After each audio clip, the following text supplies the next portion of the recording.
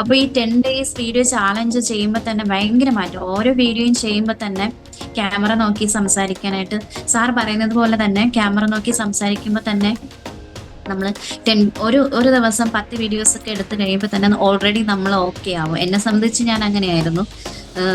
ഭയങ്കര ഞാൻ സ്റ്റക്കായ ഇടത്ത് നിന്ന് ഞാൻ എഴുന്നേറ്റ് വന്നു ആ ഒരു ചാലഞ്ചസ് കഴിഞ്ഞിട്ട്. അപ്പോൾ എല്ലാവരും ഈ ഒരു കമ്മ്യൂണിറ്റിയിൽ വരിക, ഒരു ലൈക്ക് ജേണി പോലെയാണ്. ഒരു സാർ പറയുന്നത് കണക്ക് തന്നെ ഒരു ട്രെയിനിൽ കയറി ചിലർ ആദ്യമേ കയറി വരും, ചിലർ ബാക്കിൽ നിന്ന്, അങ്ങനെ പതുക്കെ പതുക്കെ ഇപ്പോൾ ട്രെയിൻ സ്റ്റാർട്ട് ചെയ്ത് ബാക്കിൽ നിന്ന് ഓടി വരുന്നവരെ നമ്മൾ കൈ പിടിച്ച് കയറ്റും. അങ്ങനത്തെ ഒരു സിസ്റ്റമാണ് നമ്മുടെ കാൽസോളിലുള്ളത്.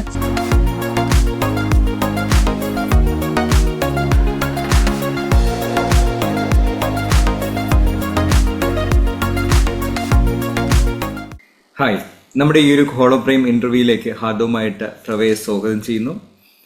യെസ് പ്രഭ, നമ്മുടെ കാൽസോൾ കമ്മ്യൂണിറ്റിയിലേക്ക് വന്നതിന് ശേഷം ഒത്തിരി മാറ്റങ്ങൾ കാണുന്നുണ്ട്, കോൺഫിഡൻസിൽ ഒരു മാറ്റം കാണുന്നുണ്ട്. ശരിക്കും നമ്മുടെ ഈ ഒരു ഗ്രൂപ്പിലേക്ക് എത്തുന്നതിന് മുമ്പ് എന്തായിരുന്നു സിറ്റുവേഷൻ, എങ്ങനെയായിരുന്നു ബിസിനസ്, ഒന്ന് ഷെയർ ചെയ്ത് തുടങ്ങാം. ഞാനൊരു പാഷനായിട്ടാണ് ഈ ഒരു ബ്യൂട്ടി ഇൻഡസ്ട്രിയിലോട്ട് ഞാൻ വരുന്നത്. ആക്ച്വലി ബിസിനസ് എന്തെന്ന് പോലും എനിക്ക് അറിയത്തില്ല.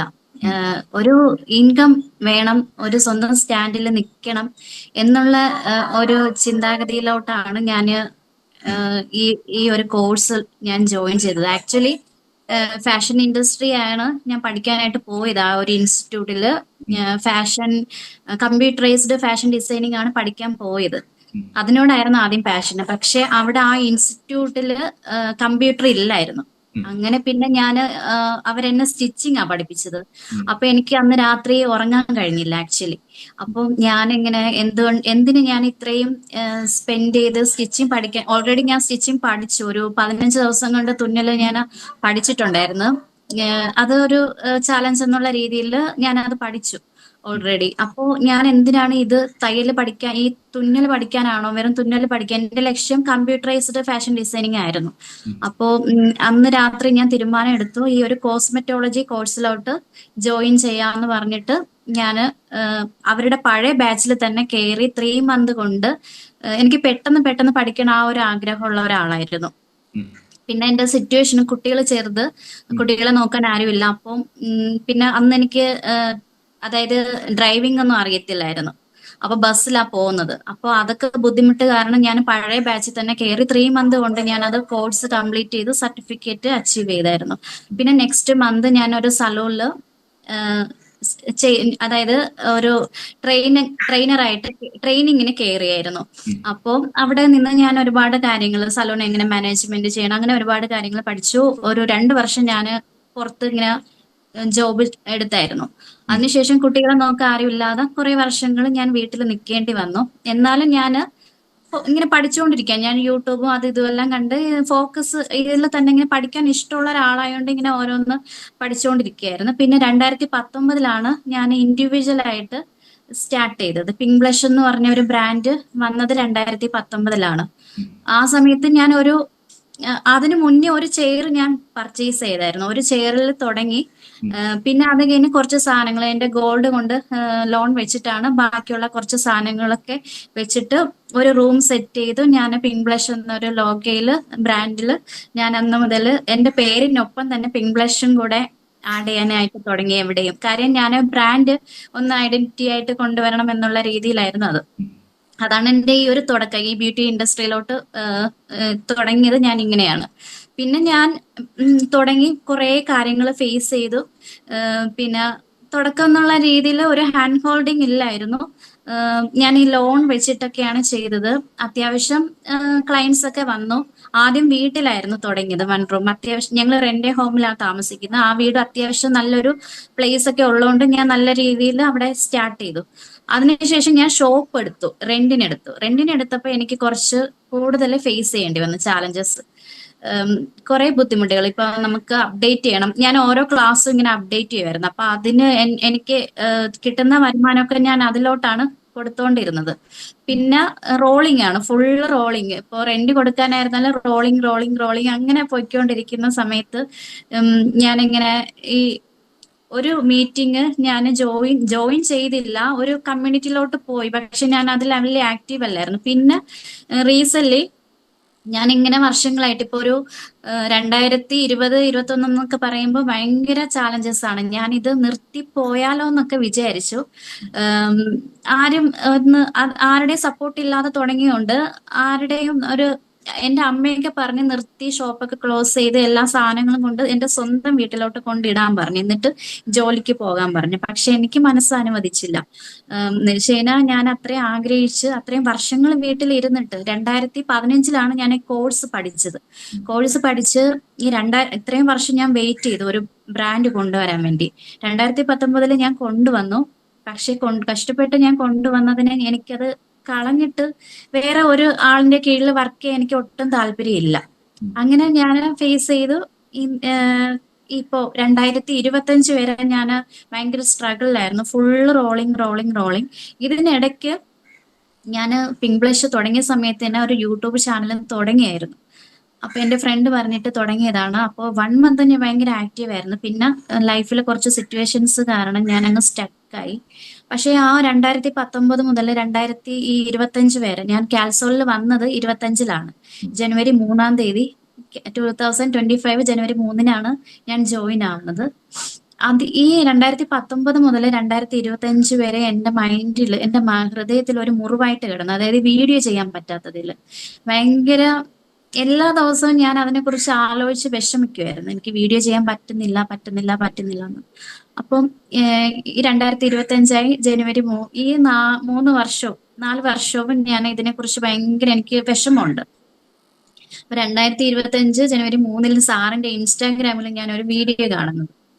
അപ്പോൾ അതിൽ എനിക്ക് അട്രാക്റ്റ് ആയത് വീഡിയോ കോൺഫിഡൻസ് എന്നുള്ള ആ ഒരു വാക്കും, നിങ്ങളെ കൊണ്ട് വീഡിയോ ചാലഞ്ചസ് ചെയ്യിപ്പിക്കുക എന്നുള്ള രീതിയും, പിന്നെ എനിക്ക് എന്തെങ്കിലും ബിസിനസിനെ കുറിച്ച് പഠിക്കാം എന്നുള്ള ഒരു ചിന്താഗതി എന്റെ മൈൻഡിൽ ഉള്ളത് കൊണ്ട് ഞാൻ അപ്പൊ തന്നെ ആ ഒരു 7:30 എന്തോ ആണ് ഞാൻ വീഡിയോ സാറിനെ കാണുന്നത്.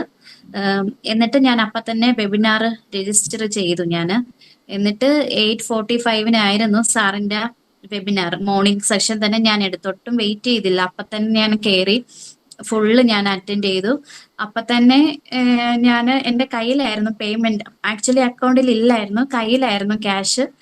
പിന്നെ ഞാൻ എനിക്ക് എന്നെ സഹായിക്കുന്ന ഒരു ക്ലയന്റും ഉണ്ട്. ഫിനാൻഷ്യലി ഇങ്ങനെ റോളിങ്ങിന് ഹെൽപ്പ് ചെയ്യുന്ന ഒരു ക്ലയന്റും, പിന്നെ എന്നെ ഒരു റിട്ടയർഡ് ടീച്ചറുണ്ട്.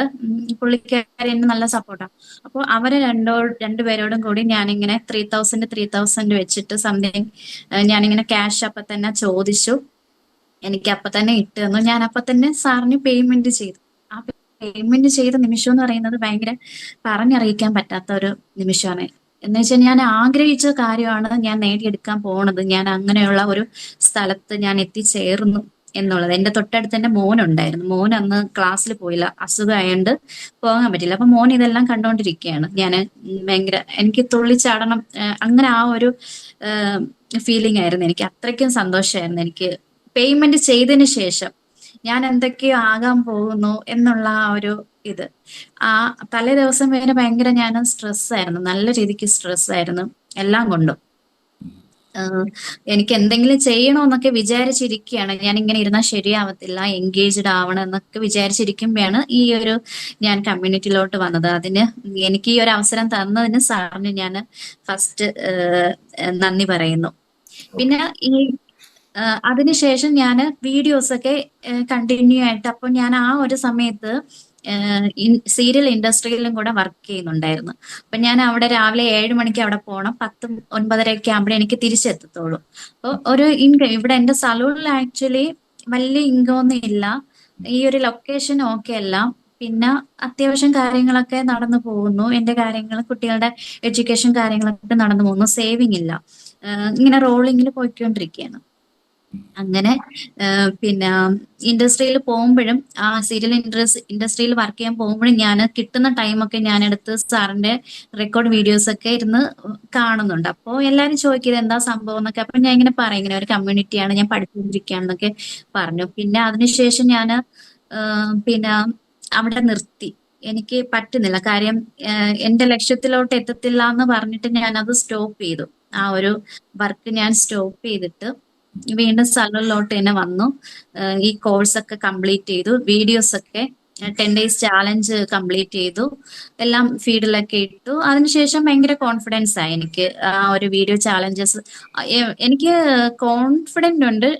പക്ഷെ എനിക്ക് ഇരുന്ന് എന്തോ എവിടെയോ ഒരു സ്റ്റക്കായിരുന്നു. ആ ഒരു ഇപ്പൊ ഓവറായിട്ട് കോൺഫിഡന്റ് ഉണ്ട്. ഇപ്പൊ എന്തെങ്കിലും കിട്ടിക്കഴിഞ്ഞാൽ സംസാരിക്കാനായിട്ടുള്ള കോൺഫിഡന്റ് എനിക്ക് ഉണ്ട് ഈ ഒരു വീഡിയോ ചാലഞ്ചസ് വഴിയും.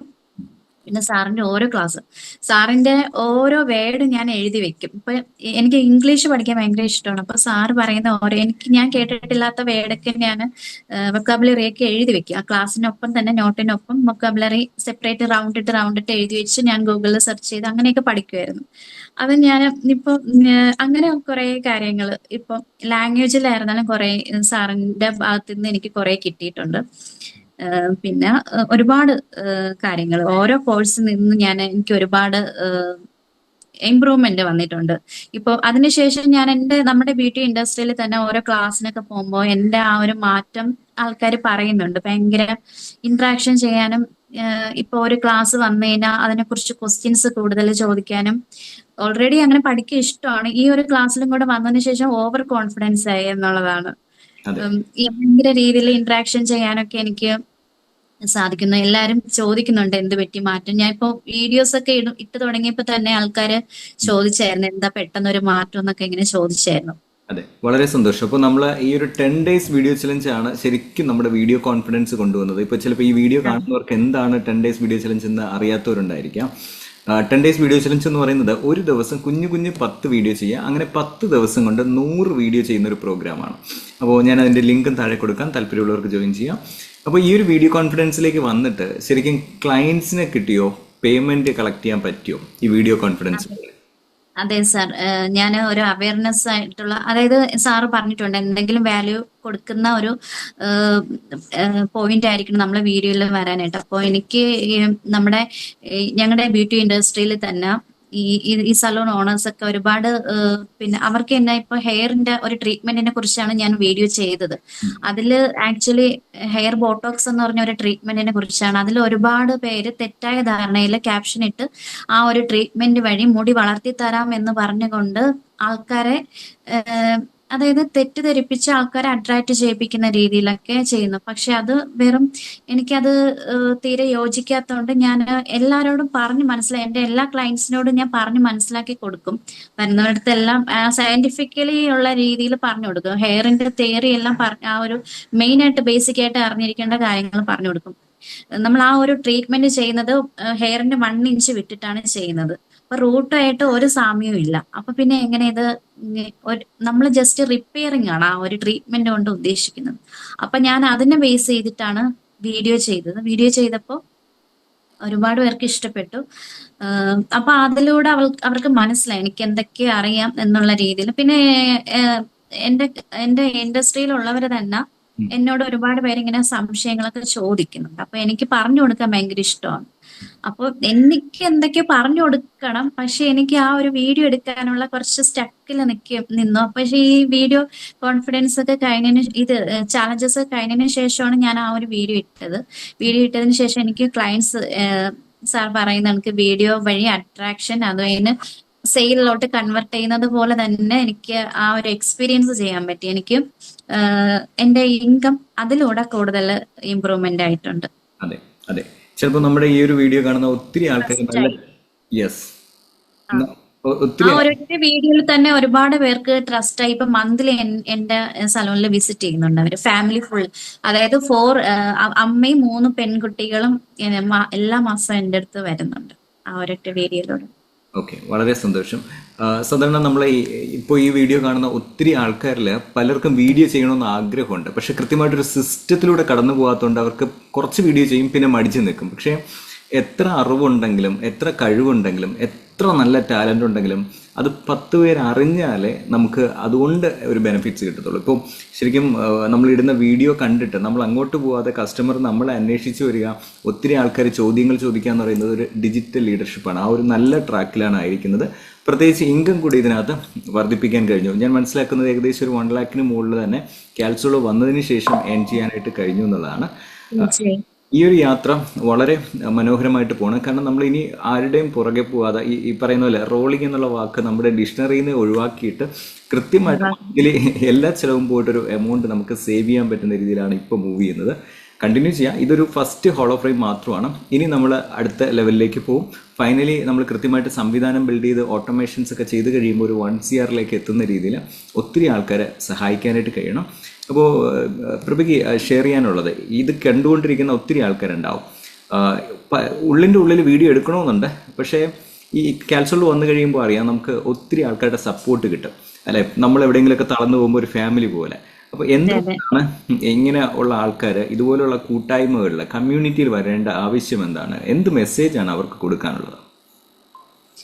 നമ്മൾക്ക് ഇപ്പൊ സാറിന്റെ കൺസെപ്റ്റ് എന്ന് പറയുന്നത് വീഡിയോ കോൺഫിഡൻസ് ആണ്. പക്ഷേ ഈ കമ്മ്യൂണിറ്റിയിലോട്ട് വരുമ്പോൾ വീഡിയോ കോൺഫിഡൻസ് മാത്രമല്ല, നല്ലൊരു സപ്പോർട്ടിങ് സിസ്റ്റം ആണ്. നമുക്കിപ്പോ എന്തെങ്കിലും, ഞാൻ ആക്ച്വലി ഇതിലോട്ട് വന്നിട്ട് എനിക്ക് ടെക്നിക്കലി ഒന്നും അറിയത്തില്ലായിരുന്നു. ആഗ്രഹിച്ചിരുന്നു, പക്ഷെ എനിക്ക് പഠിക്കാനുള്ള സിറ്റുവേഷൻ ഒന്നും വന്നിട്ടില്ല. പക്ഷെ ഇവിടെ വന്നിട്ട് ഇന്ന് ഞാൻ ലാപ്ടോപ്പ് പർച്ചേസ് ചെയ്യുന്നതും ഒരുപാട് കാര്യങ്ങൾ ഞാൻ പഠിച്ചു. അതുപോലെ തന്നെ നമുക്കൊരു ഭയങ്കര ഒരു എനർജി, സാറിന്റെ ഓരോ വാക്കുകളും ഓരോ ക്ലാസ്സുകളും നമ്മൾ റെക്കോർഡ് വീഡിയോസ് നമ്മുടെ ഇഷ്ടത്തിനനുസരിച്ച് നമുക്ക് ക്ലാസ് നമുക്ക് നോക്കാം. നമുക്ക് ഓരോ ക്ലാസ്സുകൾ അറ്റൻഡ് ചെയ്യുമ്പോൾ നമുക്ക് ഇപ്പൊ ഈ ചാലഞ്ചസ് എടുക്കാതെ തന്നെ കോൺഫിഡൻസ് ഉണ്ടാകുന്നുണ്ട്. അപ്പൊ ഈ 10 days വീഡിയോ ചാലഞ്ച് ചെയ്യുമ്പോൾ തന്നെ ഭയങ്കര മാറ്റം. ഓരോ വീഡിയോയും ചെയ്യുമ്പോൾ തന്നെ ക്യാമറ നോക്കി സംസാരിക്കാനായിട്ട്, സാർ പറയുന്നത് പോലെ തന്നെ ക്യാമറ നോക്കി സംസാരിക്കുമ്പോൾ തന്നെ നമ്മൾ ഒരു ദിവസം 10 വീഡിയോസ് ഒക്കെ എടുത്തു കഴിയുമ്പോൾ തന്നെ ഓൾറെഡി നമ്മൾ ഓക്കെ ആവും. എന്നെ സംബന്ധിച്ച് ഞാൻ അങ്ങനെയായിരുന്നു. ഭയങ്കര ഞാൻ സ്റ്റക്കായ അടുത്ത് നിന്ന് ഞാൻ എഴുന്നേറ്റ് വന്നു ആ ഒരു ചാലഞ്ചസ് കഴിഞ്ഞിട്ട്.